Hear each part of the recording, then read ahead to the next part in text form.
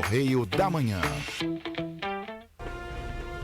Direto dos estúdios da TV Correio da Manhã em Petrópolis, começa agora o Correio Petropolitano Debate desta quinta-feira, dia 29 de setembro. Hoje daremos destaque ao déficit de atenção, que atinge 5% das crianças do país. Em 95% dos casos, surgem até os 12 anos, mas que, caso não sejam tratados, pode ser levado para a vida toda. Além disso, o índice que reajusta o valor dos aluguéis caiu 0,95% no mês de setembro. A queda dos commodities e combustíveis contribuiu para a deflação. Ainda sobre economia, a confiança do setor de serviços subiu 1 ponto também no mês de setembro. Os dados foram divulgados hoje pelo Instituto Brasileiro de Economia da Fundação Getúlio Vargas. Notícia, informação e o que move a vida dos brasileiros e das crianças. Eu sou Richard Stolzenburg e esse é o Correio Petropolitano Debate.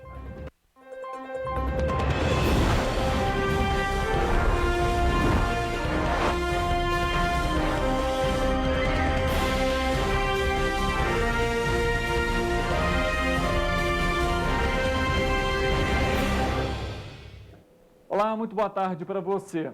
O índice geral de preços, que é considerado a inflação do aluguel, recuou 0,95% no mês de setembro. A redução foi divulgada hoje pela Fundação Getúlio Vargas. O Índice Geral de Preços Mercado, IGPM, considerando a inflação do aluguel, caiu 0,95% em setembro, após a queda de 0,70% no mês anterior. Com o resultado, o índice acumula alta de 6,61% no ano e de 8,25% em 12 meses. No mesmo período do ano passado, o índice havia caído 0,64% e acumulava alta de 24,86% em 12 meses. Os dados foram divulgados hoje, dia 29, pelo Instituto Brasileiro de Economia da Fundação Getúlio Vargas, IBRE-FGV. Os índices seguem a queda registrada nos preços de commodities e combustíveis. Tá aí, foi passado então esse aí, reajuste 0,95%. Para você que precisa renovar o seu contrato, fique atento, viu?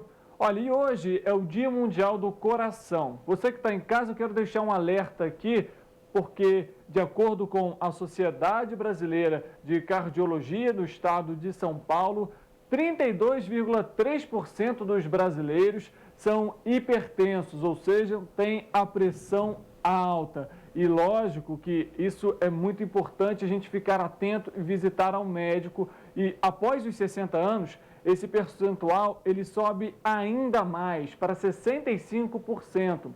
40% da população adulta tem colesterol elevado e estima-se que entre os diabéticos, 50% do público não sabe que tem a doença. Dentre os alimentos que ajudam você que está com a pressão alta a controlar esse nível estão, por exemplo, a banana, a aveia, suco, beterraba, né, lógico, sucos naturais, iogurte e também o cacau. Mas não é chocolate não, tá? É cacau mesmo, a fruta ali, porque a gente sabe aquele chocolate muito bom, mas tem que manter a atenção aí na saúde, viu? E olha, com as eleições chegando, é necessário ter atenção na hora de realizar o voto. Por isso, é preciso saber a ordem da votação dos candidatos quando se chega lá na cabine. Brasileiros aptos a votar vão às urnas para escolher representantes do Poder Executivo nas esferas federal e estadual, além de membros da Câmara dos Deputados, do Senado, das Assembleias Estaduais e da Câmara Legislativa do Distrito Federal. De acordo com o Tribunal Superior Eleitoral, saber a ordem em que os votos serão registrados na urna eletrônica é importante para evitar confusões ou mesmo a anulação do voto. A resolução que dispõe sobre os atos gerais das eleições de 2022 estabelece que a votação deve obedecer à seguinte ordem: deputado federal, deputado estadual ou distrital, no caso do Distrito Federal, senador, governador e presidente da República. A ordem, segundo a Corte, não pode ser alterada. Isso significa que para votar em um candidato a presidente, por exemplo, é preciso já ter votado em todos os cargos anteriores. O TSE disponibiliza para os eleitores uma simulação. O site do TSE, onde você pode realizar, vai aparecer na sua tela, viu? No pleito deste ano, os eleitores terão um tempo extra para conferir o voto na urna eletrônica. De acordo com o TSE, pela primeira vez, o equipamento vai ser liberado com a confirmação do voto. Logo após que você clicar no verde, 1 segundo ali você tem ali para conseguir conferir os seus votos. E claro que a gente traz aqui que esse ano, né, você tem lá os votos para quais candidatos? Deputado federal, estadual, senador, governador e também para presidente da República.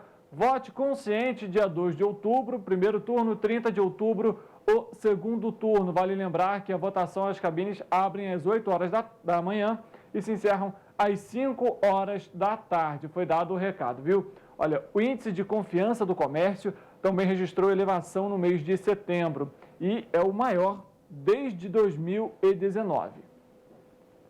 O índice de confiança do comércio subiu 2,4 pontos em setembro, passando de 99,4 pontos para 101,8 pontos, o maior nível desde janeiro de 2019, quando atingiu 102,3 pontos. Em médias móveis trimestrais, o indicador subiu 1,3 ponto no 7º resultado positivo consecutivo, enquanto no mês anterior a alta foi totalmente influenciada pelas expectativas. Neste mês, houve recuperação nos indicadores que medem a percepção sobre o momento presente. Com o resultado positivo de setembro, a confiança do comércio encerra o terceiro trimestre em alta. Segundo a FGV, a melhora no trimestre foi mais influenciada por uma recuperação das expectativas, que vem oscilando nos últimos trimestres. Pelo lado da percepção atual, também houve melhora, mas com desaceleração em relação ao trimestre anterior, onde houve forte impacto da reabertura das atividades presenciais com a melhora dos números da pandemia da Covid-19.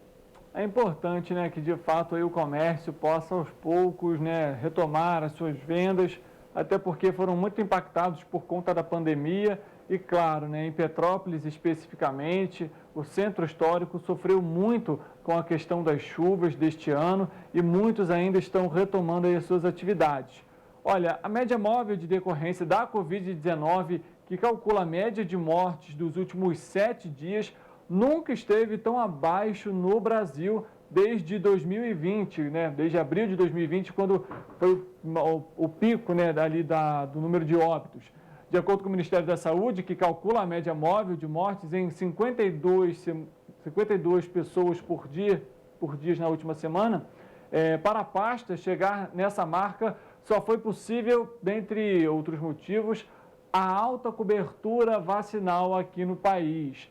Ou seja, sendo muito importante, mais uma vez, a gente trazer aqui que é necessário sim se vacinar contra qualquer tipo de doença, não só a Covid-19, mas também, por exemplo, fica o alerta aí, a vacinação contra a poliomielite, que se encerra agora no fim desse mês também, e que no país todo ainda tem sim uma baixa adesão à vacinação. Petrópolis, inclusive, tem um bom índice aí, não é o necessário ainda, a gente lembra que, de acordo com o Ministério da Saúde, o objetivo é que pelo menos 95% do público-alvo seja imunizado contra a poliomielite. Mas trazendo aqui essa ressalva da poliomielite, a gente também traz aqui, né, essa mensagem de que aos poucos, né, não só o Brasil, mas também o mundo vai deixando a pandemia de lado, mas claro, para aquelas pessoas que ainda não se vacinaram, procure um posto de vacinação perto da sua casa, perto da sua residência e não deixe de se imunizar. Quando você se imuniza, o próximo também fica ali menos propenso a ser contaminado, viu? Olha, vamos falar sobre uma outra questão que já é costume aqui na cidade de Petrópolis. A CPTrans informou que vai multar as empresas de ônibus que não aumentarem a frota de circulação no primeiro turno das eleições, que vai ser realizado agora no dia 2 de outubro. A Companhia Petropolitana de Trânsito e Transportes, CPTrans, vai multar a empresa de ônibus que não aumentar a frota em circulação neste domingo, dia 2 de outubro, primeiro turno das eleições. O Sindicato das Empresas de Transporte em Petrópolis, CETRANSPETRO, em ofício enviado à CPTrans, se recusou a operar com a frota no mesmo esquema dos dias de semana. Os ofícios, tanto para o CETRANSPETRO quanto para a Justiça Eleitoral, foram encaminhados na última quarta-feira, dia 28. No documento enviado ao juiz eleitoral, foi solicitado que, diante da recusa do Cetranspetro, a Justiça tome providências para obrigar as empresas a operarem com uma frota maior de veículos. Impressionante, né? Você ter que escutar isso, porque há quanto tempo se fala do transporte público em Petrópolis, há quanto tempo se debate a questão do transporte público em Petrópolis. Comentamos sobre esse déficit também ontem aqui no programa, no Correio Petropolitano Debate, e hoje mais uma vez. E é nesse exato momento em que a gente vê um desrespeito com a população petropolitana no que se refere ao transporte público da cidade. Você tem uma passagem de R$ 4,95, isso pagando no dinheiro, R$ 4,80 no cartão, e simplesmente no domingo, você precisa, muitas das vezes você está de folga, você precisa sair de casa para exercer o seu direito. E lógico, a gente sabe que domingo, feriado, os ônibus na cidade praticamente não existem. Você fica ali pelo menos 1 hora no ponto de ônibus. Em algumas linhas, por exemplo, você só tem um ônibus circulando. Ou seja, se você perder o ônibus, você vai ter que esperar ele no centro da cidade voltar para você conseguir, de fato, embarcar. Ou seja, é uma falta de respeito com o petropolitano. A CPTrans informou então aí que procurou a justiça e, infelizmente, somente assim, o Cetranspetro, que é o sindicato das empresas de transporte, talvez adotem aí essa medida de reforçar o itinerário dos ônibus, inclusive, que já é algo que é muito solicitado pela população há muito tempo. A pandemia está aí, alguns casos, aos poucos a gente vai retomando tudo e, de fato, os ônibus, a frota de 100% não volta nunca, é prejuízo daqui, é prejuízo dali, mas, de fato, o petropolitano que precisa do transporte, seja para trabalhar, para passear ou para votar, que é o caso agora do dia 2 de outubro, não tem um ônibus. Infelizmente, mais uma vez a gente mostra que o desrespeito das empresas com a população petropolitana e, claro, do Cetranspetro também, por não apresentar aí pelo menos um reforço mínimo para a população, um reforço mínimo de adicionar pelo menos um ônibus. Será que vai fazer tanta diferença assim? Uma vez, é uma vez, na verdade, 2 vezes, se formos considerar o primeiro e o segundo turno, 2 vezes a cada 2 anos. A cada 2 anos que os ônibus deveriam circular aí com uma frota um pouco maior num domingo, para que a população possa lá exercer o seu direito de votar. É difícil, viu? É muito difícil, infelizmente, hoje contar com transporte público aqui na cidade de Petrópolis. Olha, eu quero trazer para você agora uma notícia um pouco triste, viu? Tradicionalmente, o nosso jornal Correio da Manhã, o nosso jornal Correio Petropolitano, ele é enviado para alguns órgãos aqui da cidade, como, por exemplo, a Prefeitura de Petrópolis, a Câmara de Vereadores, mas eu quero deixar aqui a nossa indignação, viu? Ao tentar deixar o Correio Petropolitano na sede do Instituto Municipal de Cultura Raul de Leone, que fica aqui no centro da cidade, a nossa equipe foi vetada, ou seja, proibida de deixar o jornal ali, não querem que a gente deixe o jornal lá. E aí fica essa reflexão, por que não podemos deixar lá? Num órgão que trata de cultura, que trata de arte, por que um jornal petropolitano da cidade não pode ser deixado lá? É impressionante, ainda no século XXI, vermos esse tipo de ação contra a imprensa, contra a liberdade de expressão. Ainda mais um correio, um jornal, que no caso é o Correio Petropolitano e o Correio da Manhã, que o segundo caderno é voltado para a cultura, é voltado para a arte, é voltado para eventos, que inclusive em Petrópolis, a gente sabe, precisamos ir muito para principalmente esses setores que foram um dos últimos a retomar as suas atividades logo após a pandemia. Fica aqui a nossa ressalva, a nossa orientação para você, petropolitano, também pensar como que um Instituto Municipal de Cultura veta, proíbe, não quer um jornal local, um jornal de seriedade, de credibilidade dentro do seu órgão. Infelizmente, viu? Infelizmente. Mas, enquanto isso, pelas ruas da cidade, o jornal Correio Petropolitano tem feito sucesso, viu? Nós, inclusive, temos imagens de 2 senhores Eles estavam lendo o jornal, que é feito, lógico, com muito carinho para você. A gente tem as imagens deles aí, ó. Olha que bacana. Eles estavam ali, aqui no centro da cidade, bem perto ali da rodoviária, esperando, bem provável, o ônibus, né, para embarcar, fazer seu compromisso, ir num posto de saúde. Estavam lá lendo o jornal Correio Petropolitano, que inclusive está nas bancas, viu? Você pode ir lá até alguma banca próxima da sua casa e pegar o seu jornal Correio Petropolitano, veiculado diariamente para você, com notícias de Petrópolis, de outras regiões aqui do nosso estado. Além disso, tem o Correio Petropolitano aqui, ó, também na palma da sua mão, viu? Pelo telefone você consegue também acessar tudo que é notícia do Correio Petropolitano e também do Correio da Manhã. Basta acessar o site. Além disso, não esqueça, a gente tem aqui as nossas redes sociais, viu? TVC 16 no YouTube, TV Correio da Manhã no Facebook, tvc16.com é o nosso site. Lá você consegue, além de acompanhar as notícias, você consegue ver a programação ao vivo, inclusive. E no YouTube você consegue, claro, além de também conferir a programação ao vivo, você tem todos os programas que já foram veiculados. Ou seja, se você quer reassistir alguma reportagem da nossa equipe de jornalismo, rever algum programa que você participou, que você deixou a sua denúncia, ou que você prefere, basta acessar lá o YouTube TVC 16 para conferir todas as reportagens, tudo que é notícia aqui na TVC, que você sabe, a gente faz tudo com muito carinho, credibilidade, levando para você informação e o que é importante aqui na cidade de Petrópolis. A gente vai para um rápido intervalo e a gente volta daqui a pouco para tratar desse assunto relacionado ao déficit de atenção e hiperatividade que acomete as crianças, mas também os adultos. Nós vamos ter uma psicóloga aqui para conversar sobre esse tema e, claro, a gente conta com a sua presença. A gente volta já.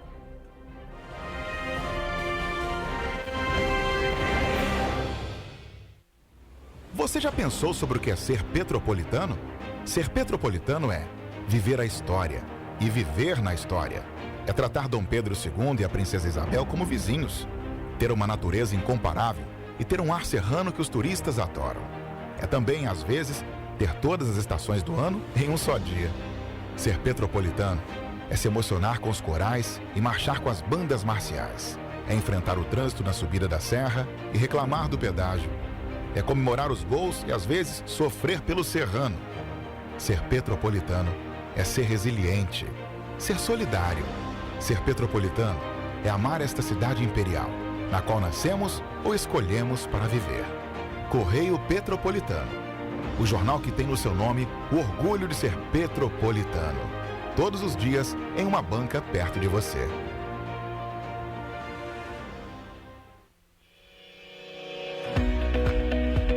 Olá, amigo e amiga. Esta época de tempo mais frio contribui para espalhar doenças respiratórias, incluindo a temida Covid-19. Você que não deixa de cuidar da sua saúde, confira sua caderneta de vacinação e não perca a oportunidade de atualizar o seu calendário de vacinas. É simples e faz bem a você e a quem vive ao seu redor. Acesse o site novaiguaçu.rj.gov.br. Procure o ponto de vacinação mais próximo e tome todas as doses recomendadas para a sua idade. Não perca tempo, pegue a sua caderneta e coloque a sua vacina em dia. Aproveita e confere a caderneta de toda a família também, tá? Juntos vamos seguir vencendo a Covid-19. Não vacile, vacine. Prefeitura de Nova Iguaçu. Você já pensou sobre o que é ser petropolitano? Ser petropolitano é viver a história e viver na história. É tratar Dom Pedro II e a Princesa Isabel como vizinhos, ter uma natureza incomparável e ter um ar serrano que os turistas adoram. É também, às vezes, ter todas as estações do ano em um só dia. Ser petropolitano é se emocionar com os corais e marchar com as bandas marciais. É enfrentar o trânsito na subida da serra e reclamar do pedágio. É comemorar os gols e, às vezes, sofrer pelo serrano. Ser petropolitano é ser resiliente, ser solidário. Ser petropolitano é amar esta cidade imperial, na qual nascemos ou escolhemos para viver. Correio Petropolitano, o jornal que tem no seu nome o orgulho de ser petropolitano. Todos os dias em uma banca perto de você.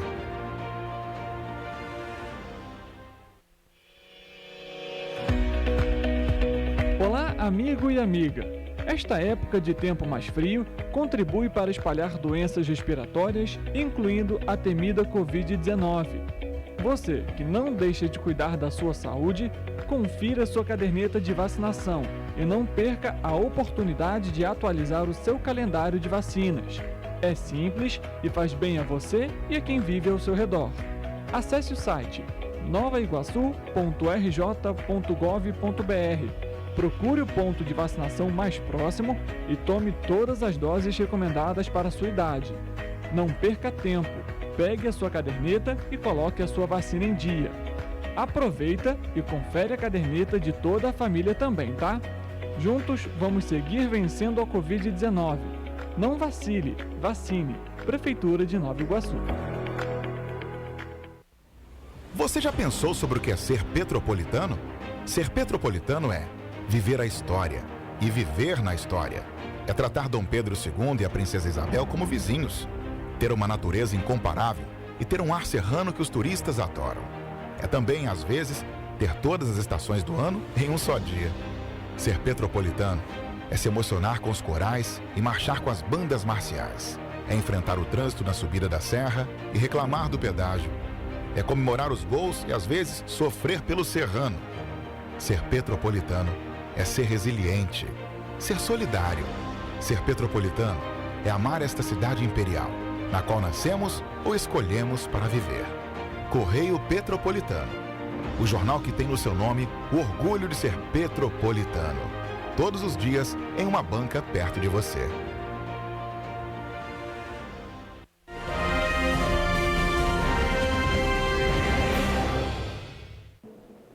Olá, de volta aqui com o nosso Correio Petropolitano Debate. A gente vai entrar agora no nosso tema que foi destaque hoje, logo no primeiro bloco.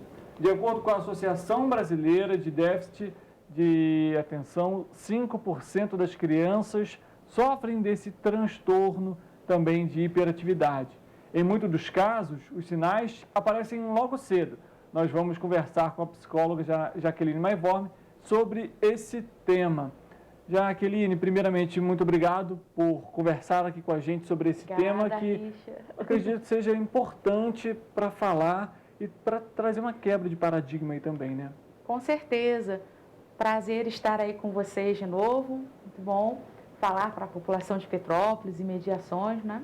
E sempre que eu venho à TV é uma quebra de paradigmas, mesmo como você falou. Por quê? Nós estamos saindo de 2 eventos com sintomas, com sintomatologias que parecem doenças, parecem patologias, eu chamo de pseudopatologias, né? Mas não são na verdade, porque nós temos essas variáveis aí. É o Covid, o confinamento, e aí a mãe chega ao consultório alegando que parece síndrome de pânico, parece depressão, parece. E aí a nossa função é quebrar esses mitos, né? Entender o que é causa genética ou não, o que faz parte do cerne da personalidade daquela criança ou daquele adulto, né? E o que foi simplesmente por conta do meio social que mudou. É o Covid, é a tempestade 1, tempestade 2, e vamos nós sobrevivendo, muito mais que sobrevivendo, até de forma resiliente, assertiva o tempo todo a essas situações, né? E o TDAH, ele vai além, é preciso que se cuide na primeiríssima infância, de 1 a 6 anos, por conta dessa formação da identidade que acontece ali, né? E aí você tem como melhorar e como prevenir a situação do TDAH adulto, que nada mais é... Na verdade, eu quero me corrigir aqui já logo no início. Você que está me assistindo hoje, não é o TDAH, não é o transtorno, não é a síndrome, não é a doença. Você é uma pessoa múltipla, cheia de possibilidades e pronta para crescer e aprender de novo. Né? Nós todos assim. E mais, vou elencar algumas características do TDAH para vocês. Eu estudo para vocês, tá? Adoro estudar, mas é para o outro. E aí vou elencar algumas características. Se você tem uma característica ou outra dessa, não se assuste. Por quê? Lembro lá da faculdade, Richard, o professor explicando para a gente em psicopatologia. você tem todas as patologias e eu também. Um pouquinho. Num quanto de 1 a 10, todos têm todas. Então, se você se enquadrar em alguma dessas que eu falar, não se assuste. A gente vai ao consultório, aprofunda, Esclarece. quebra os paradigmas, né? Esclarece que o mais importante é a autoaceitação, é ser feliz com o que você tem, né? Ser feliz com o que você tem, para que você tenha mais, né? O resumo da ópera, de todas as vezes que a Jaque vai aos programas, é isso, né? Ser feliz com o que você tem, aprender a se valorizar, a se respeitar, saber os seus limites, né? Avançar quando você pode também, saber que pode avançar mais e crescer, né? Não estamos fadados ao triste destino de estarmos, eu estou falando demais, né? De estar na cidade do conservar a história, mas não conservar os costumes antigos que te fazem mal, né? Então, é tempo de mudar, de dar sentido novo, na verdade. Tá certo. Olha, em muitos dos casos, atividades muito longas ou que não são tão interessantes assim para a criança, facilmente são ignoradas, deixadas de lado por eles. E claro que o desempenho na escola também é afetado nesses casos. Em 2021, o Senado aprovou o projeto de lei 3.517 de 2019, que obriga o poder público a oferecer programas de inclusão na educação e na saúde através de capacitação de profissionais da área de ensino, assim como o diagnóstico de tratamento precoce a alunos da educação básica, diagnosticados com dislexia ou qualquer outro transtorno de aprendizagem. A lei foi aprovada pelo presidente em novembro do ano passado. Esse projeto ele é fundamental, né? Essa lei ela é fundamental para se trazer uma atenção, um olhar mais crítico para o comportamento da criança, né? Sim, existem diagnósticos e pseudodiagnósticos, né? A escola tem um olhar sobre a criança, o médico tem outro, os pais têm outro e o psicólogo tem outro.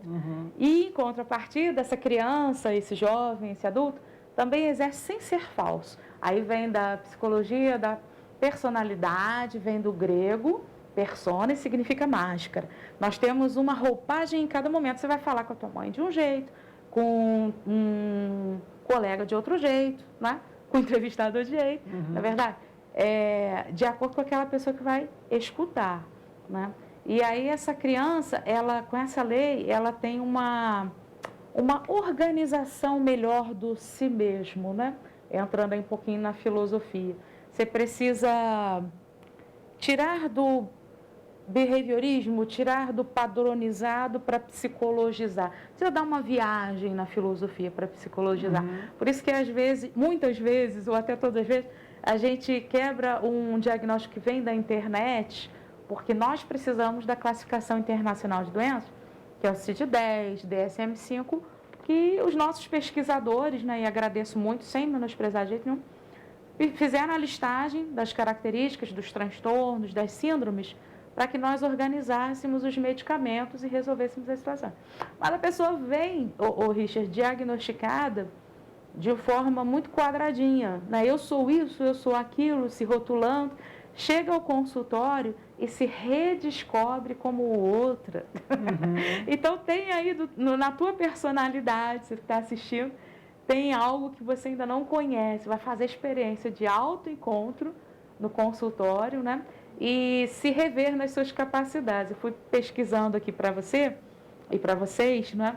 Habilidades dos empregos do TDAH. Porque se a mãe promove um diagnóstico precoce na primeira infância, ou na adolescência, que é a reforma e a troca neuronal todinha dessa criança, né? Dessa pessoa, existe uma troca de todos os neurônios na adolescência, o luto pela perda do corpo infantil, né?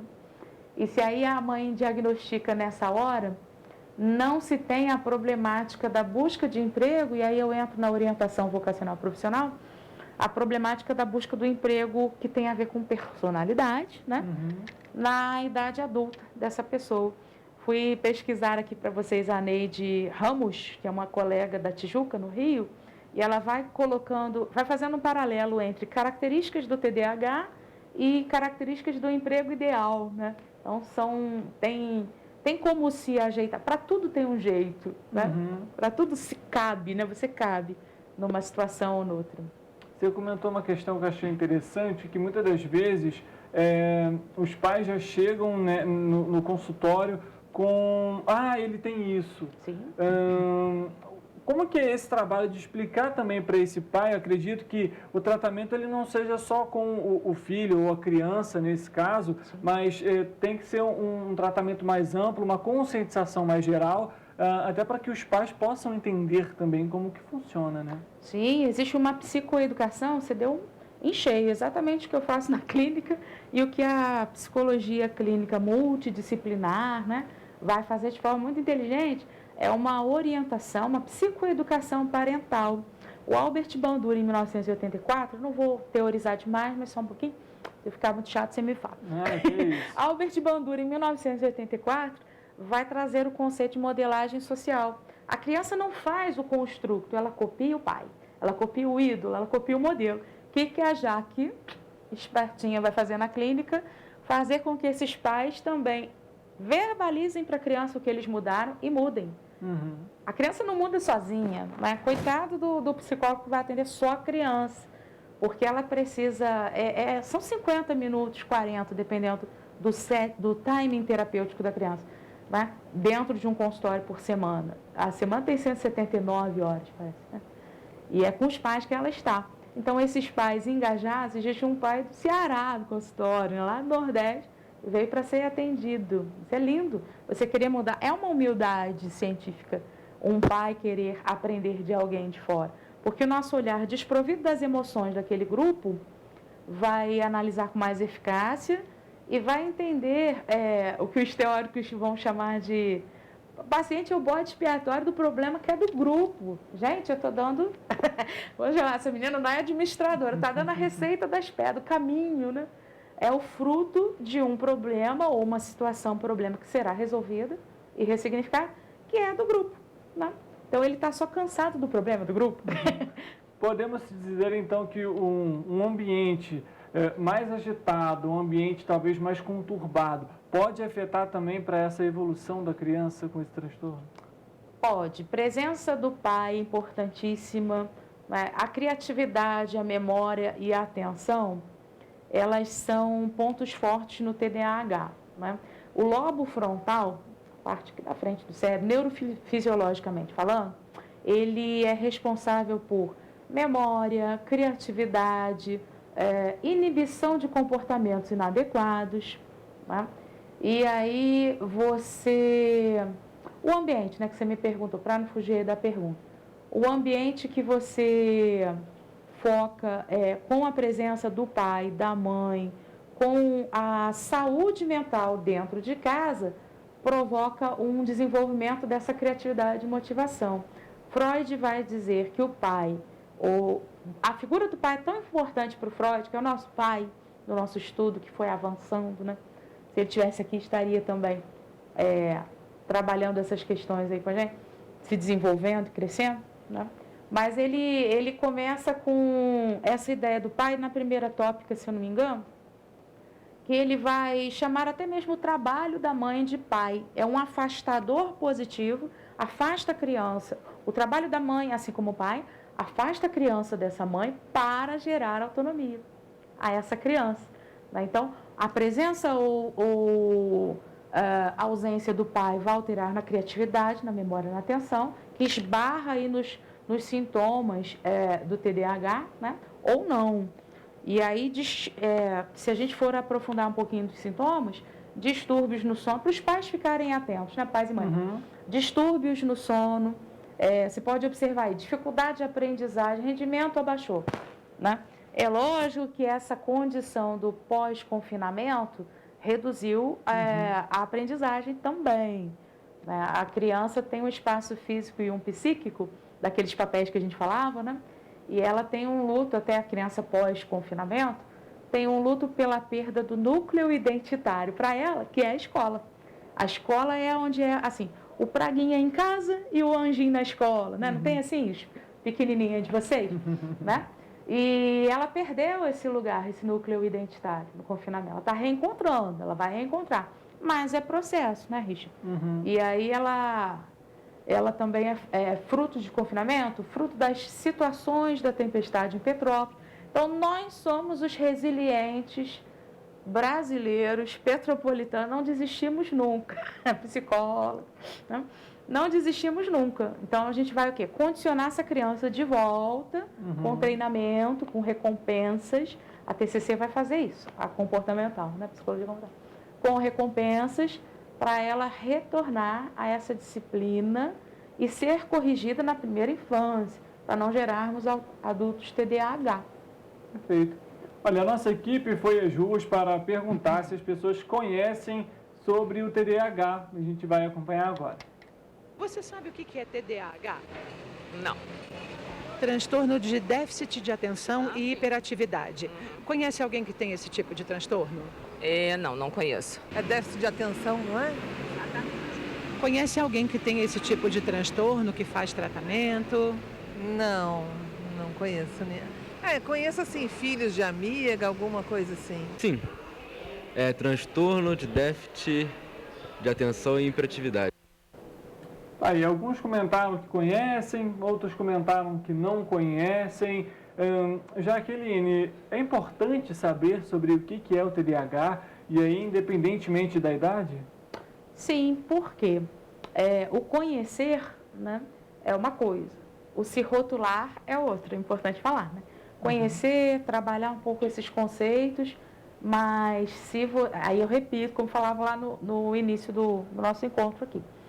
Se você se enquadra com uma característica ou outra, tente ajuda profissional, né? Busque ajuda profissional. Porque existe o tratamento medicamentoso com nootrópico, com estimulante, com antidepressivo, né? Que vão refazer essas funções cognitivas.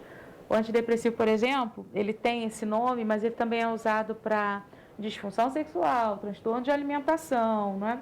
Distúrbios de sono, dor crônica, várias outras situações, né? O nootrópico, por exemplo, vai refazer, o estimulante, melhor dizendo, a função cardíaca, vai aumentar o tempo de vigília, reduzir o sono, reduzir a apetite.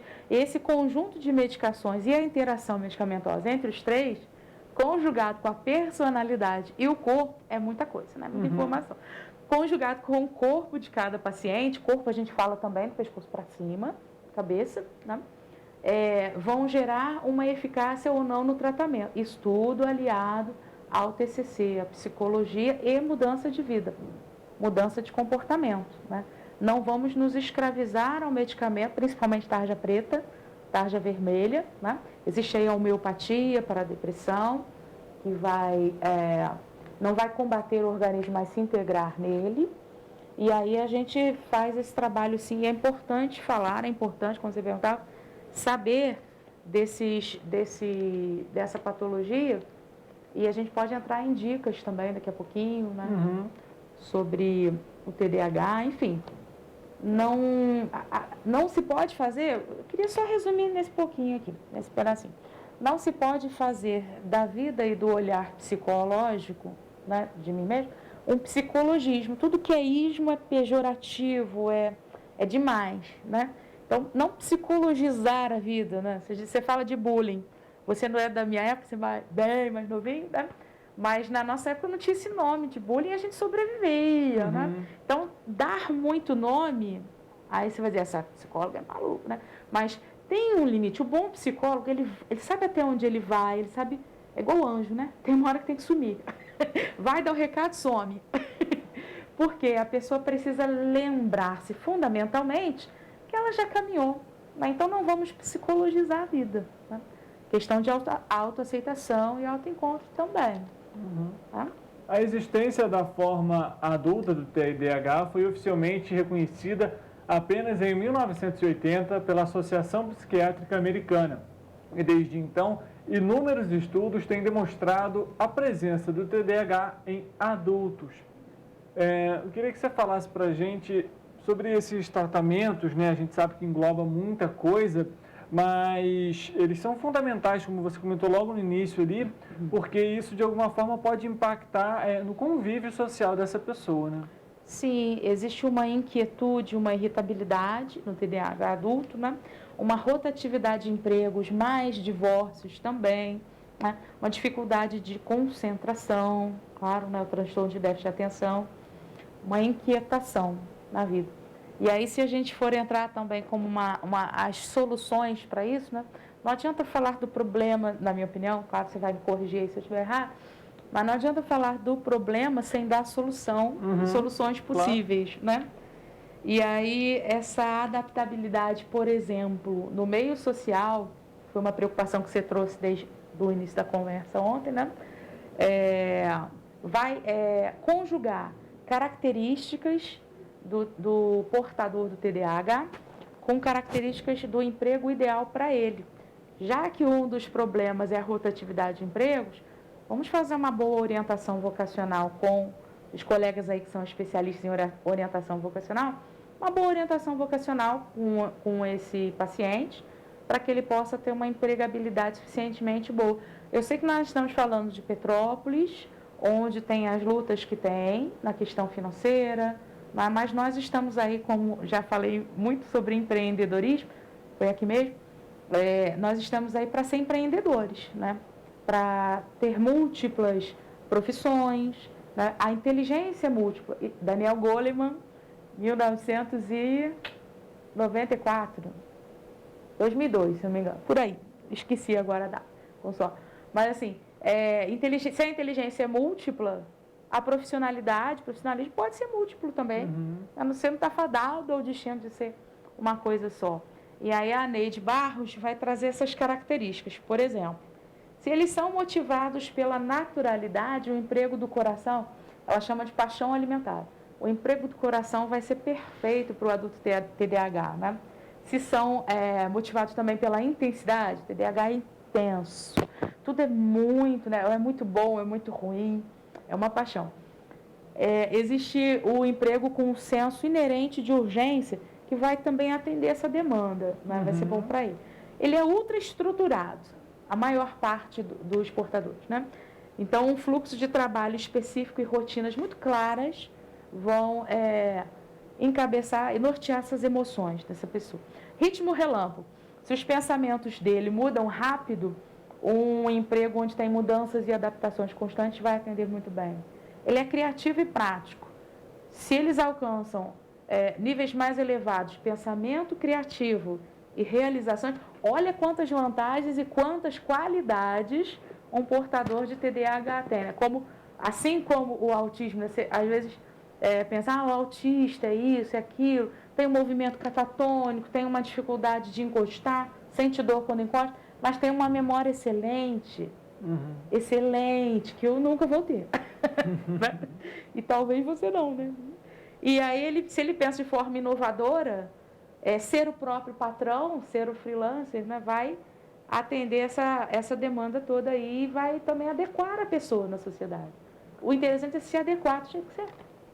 Olha, atualmente acredita-se que em torno de 60% das crianças com TDAH ingressarão na vida adulta com alguns dos sintomas, tanto de desatenção quanto hiperatividade.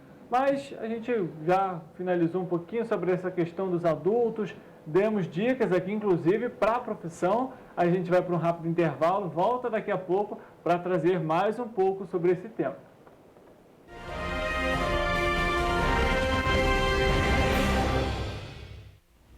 Você já pensou sobre o que é ser petropolitano?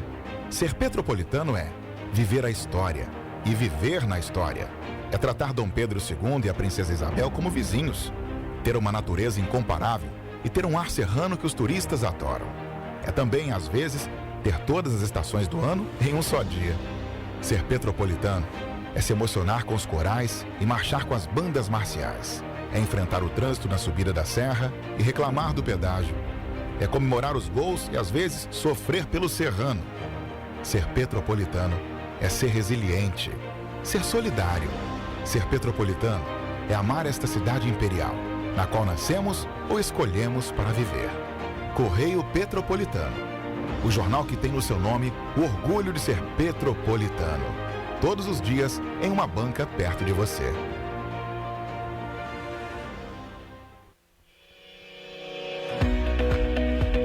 Olá, amigo e amiga.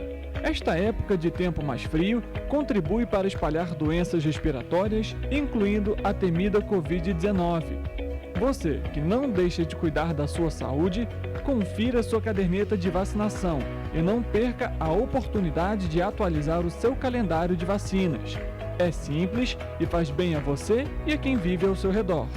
Acesse o site novaiguaçu.rj.gov.br. Procure o ponto de vacinação mais próximo e tome todas as doses recomendadas para a sua idade. Não perca tempo. Pegue a sua caderneta e coloque a sua vacina em dia. Aproveita e confere a caderneta de toda a família também, tá? Juntos vamos seguir vencendo a Covid-19. Não vacile, vacine. Prefeitura de Nova Iguaçu.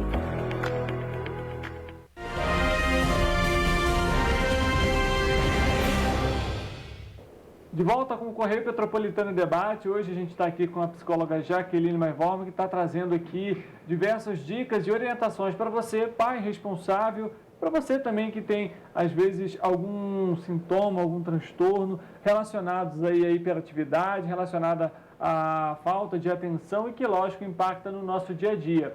Dados da Associação Brasileira do Déficit de Atenção apontam que apenas 20% da população com transtorno trata de fato essa questão aqui no país.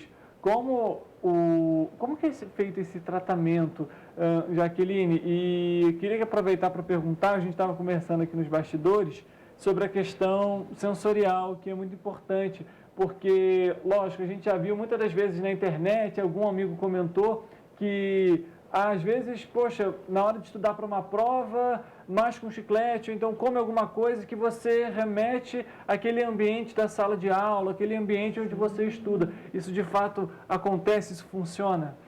Funciona. Existem estimulantes naturais até para você fazer uma prova. Há um tempo atrás, nós ouvimos falar que as pessoas tomavam Ritalina, que é medicamento próprio também do transtorno de déficit de atenção e hiperatividade, né, que motiva e estimula a atenção.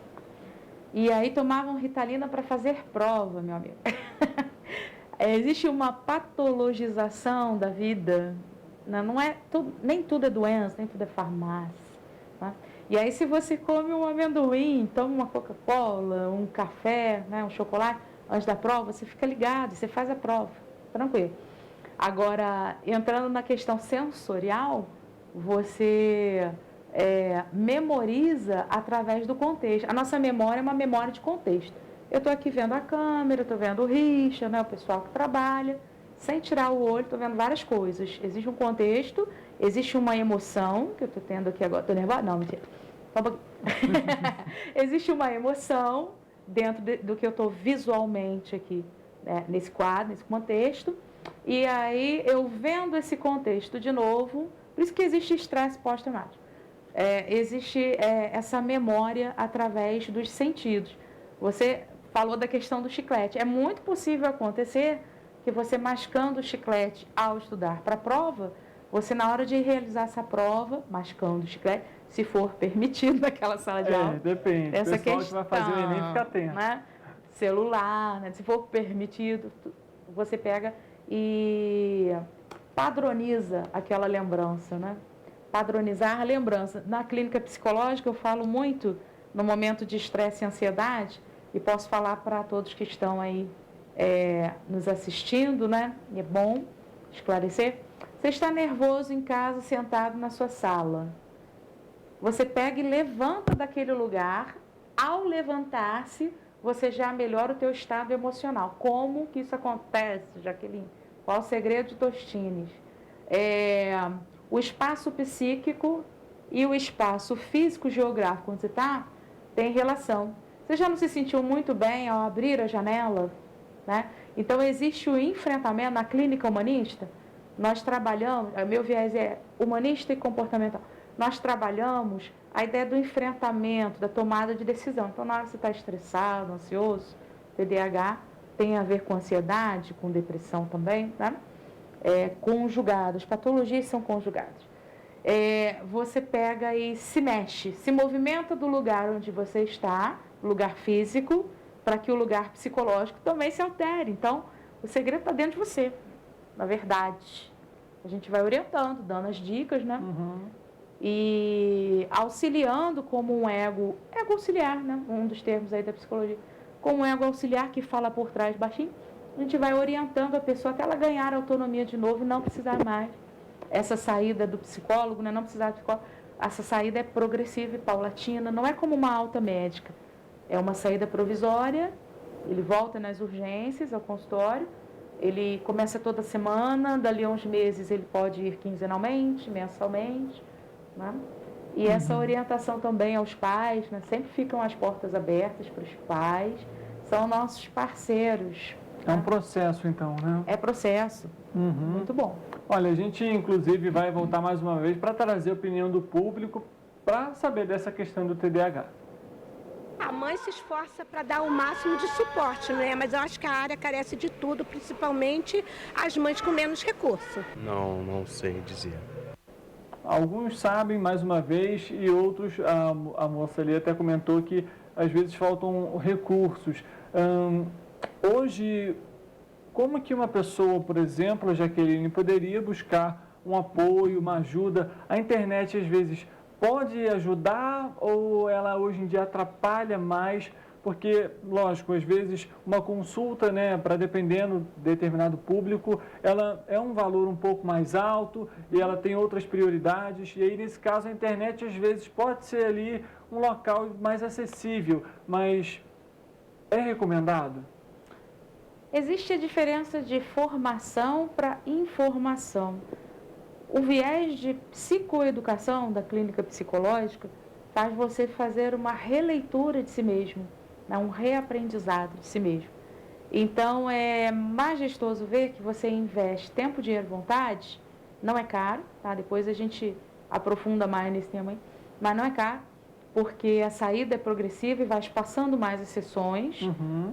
Você negocia, o bom psicólogo ele vai negociar o valor que a pessoa pode versus a sua despesa versus quantas vezes serão por mês de acordo com a patologia, se é que é patologia, né? Então, existe uma coisa chamada ética profissional. A gente vai esclarecer com a pessoa, ela tem, ela não tem, e até o termo tem, né? É dela ou não é essa patologia? A internet pode ajudar e pode atrapalhar. Como psicólogo também tem que ter esse cuidado de ajudar e não atrapalhar, né? Porque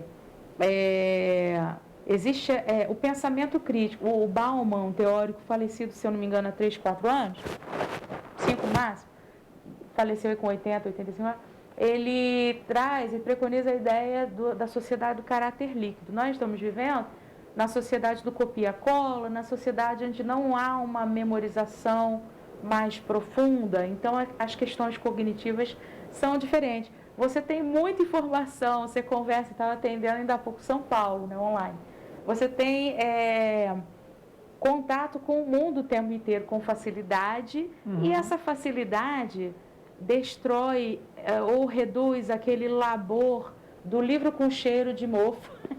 Nem todos têm cheiro de mofo, mas o livro que te dá trabalho de virar página, e aí a memória é meio preguiçosa. Quando ela tem trabalho, ela quer memorizar, a cabeça quer memorizar para não ter o trabalho de virar página. A gente tem tudo gravado, a gente tem tudo salvo na internet. Então, ela pode nos atrapalhar em questões de memória, pode nos atrapalhar em questão de diagnóstico, né? Mas eu acredito, sem querer puxar a sardinha ou levantar a bandeira para a pessoa ir ao psicólogo ou ir ao consultório, vale a pena uma ida experimental, para você conhecer e quebrar aquela ideia que psicólogo... Aquela ideia bem antiga, gente, tem que quebrar, hein? Eu não venho aqui à toa. Ó, aquela ideia de que psicólogo é para rico, psicólogo é para sempre, psicólogo é para louco. A gente entra no conceito de Freud, de neurose comum, ele vai dizer que todo mundo é neurótico, né? Então, assim, né, de músico, poeta e louco, todo mundo tem um pouco. Mas vale a pena se conhecer, né? Quando você tem um acordo interessante aí com o seu profissional, ele vai te respeitar o teu tempo, o teu limite, e vai fazer você avançar. E vai fazer você também se liberar da terapia, né? Eu gosto da ideia de que a pessoa vai. No dia 3 de agosto desse ano, o Ministério da Saúde aprovou o protocolo para tratamento do TDAH. De acordo com a publicação, o TDAH é considerado uma condição do neurodesenvolvimento caracterizada por uma tríade de sintomas envolvendo desatenção, hiperatividade e impulsividade em um nível exacerbado e disfuncional para a idade. O cuidado de crianças e adolescentes com TDAH é realizado, como a gente já está comentando aqui, gratuitamente nos serviços especializados, os Centros de Atenção Psicossocial Infantil, ou seja, as pessoas podem optar pelo clínico, né, uma atenção particular, né, mais delicada, sim, mas podem procurar também esses outros profissionais, né? Isso, é o CAPSI. Eu me recordo muito bem da minha época de estágio. Eu não estagiei no CAPSI, mas conheci ali o pessoal pelas reuniões de equipe. Mas a ideia geral do CAPS, que é o CAPS Nise da Silveira, para adultos, acometidos por patologias aí, psicopatologia na área psiquiátrica, psicótica, com atenção social jurídica até, assistente social, psicólogo, psiquiatra e grupos de oficinas, né? Nesses grupos, o paciente que foi desinstitucionalizado, saiu do manicômio, né? Nesse caso do CAPS, não no CAPSI, já vou chegar lá, que a gente precisa dar uma voltinha para chegar lá. E aí o paciente do CAPS, ele sai do manicômio, onde era feito o eletrochoque, até 1960, mais ou menos. Eletrochoque, eletroconvulsoterapia, não é? Com água, com térmica também. E a ascensão dos medicamentos, foi se fazendo um tratamento mais humanizado. Então, a Nise da Silveira traz a ideia do CAPS. O CAPSI é para o infantil. O CAPS-AD é para o paciente acometido por dependência química, por drogas e bebidas. E ali nas equipes é feita uma humanização do paciente. A ideia do hospital se quebra sem deixar de tratar. Do hospital manicômio, hospital psiquiátrico, né? E aí você tem uma pessoa, a humanista vai focar nisso, né? Uma pessoa múltipla, cheia de capacidade, cheia de habilidade, que tem até uma dinâmica do ponto, né? O professor ensinava pra gente, desenhava um ponto aqui na folha e a pessoa tem uma patologia, aquele pontinho. O resto da folha é toda a vida dela, passado, um presente que se transforma naquele futuro, né? E um futuro brilhante. Tem pessoas acometidas com um futuro brilhante. Qual é a dica para os pais, né? Sempre estimular, sempre motivar essa criança para que ela não cresça ouvindo falar ele é isso, ele é aquilo. Porque você criou o filho, você cria o filho e eu também, os meus filhos aí lá no orfanato, os pacientes infantis, os familiares. A gente cria os pequenos para não sermos outro eu, não serem outros eus, né? Para serem uma segunda pessoa aí nessa jogada, nessa díade, na educação, que é um elástico essa educação, né? Você puxa um pouco, solta um pouco, puxa um pouco, solta um pouco. Então, esse convite aos pais quebrarem essa ideia de definirem quem é o filho. Difícil falar isso, porque o pai é o cuidador, é burocraticamente o responsável legal por essa criança, mas que ela cresça, que ela se desenvolva, né? Esse é o nosso papel, de caminhar junto com os pais, nossos parceiros de terapia, de psicoterapia, e a escola também, né? Você falava de tratamento, eu lembrei do teste TDAH versão para professores, vai trabalhar exatamente isso. Atenção, impulsividade, sociabilidade, com o olhar da escola, que é um braço que nós temos para gerar um psicodiagnóstico que é processual. Agora, como ele é na escola, como ele não é, porque às vezes ele é muito bom na escola, muito bom, muito bom. E aí falta o quê? Uma psicoeducação para a mãe, ser um pouco mais disciplinadora, um pouco menos doce, né? E um pouco mais disciplinadora. Tem escolas que põem, no Sul, se eu não me engano, via numa revista, pedais embaixo da carteira para o TDAH. Que aí ele vai pedalando e está estudando. Está pedalando e está estudando. A Robinha, né? Vai pedalando.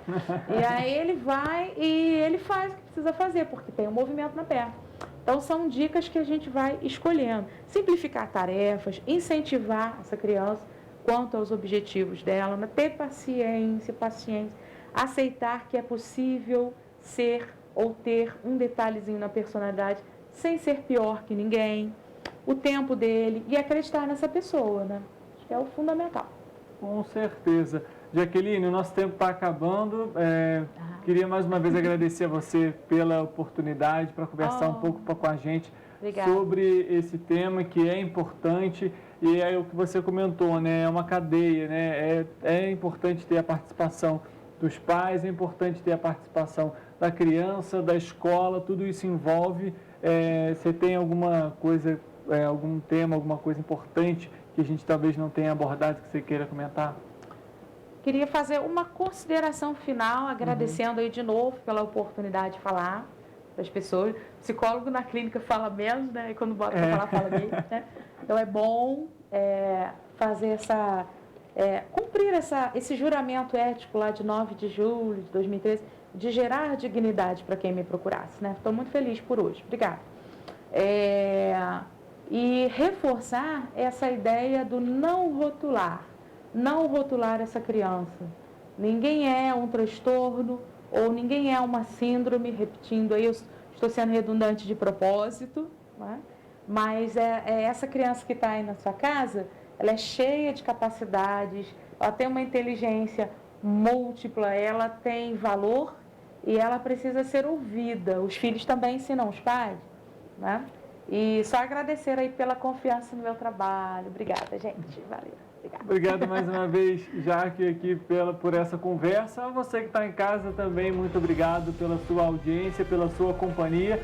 Anotou as dicas que a Jaque deu aqui. Amanhã a gente volta com um outro tema. Você sabe que o Rio Petropolitano Debate sempre traz algo novo, um debate novo sobre o que de fato muda a vida da população brasileira. Eu volto amanhã, sexta-feira. Até lá. Valeu, gente.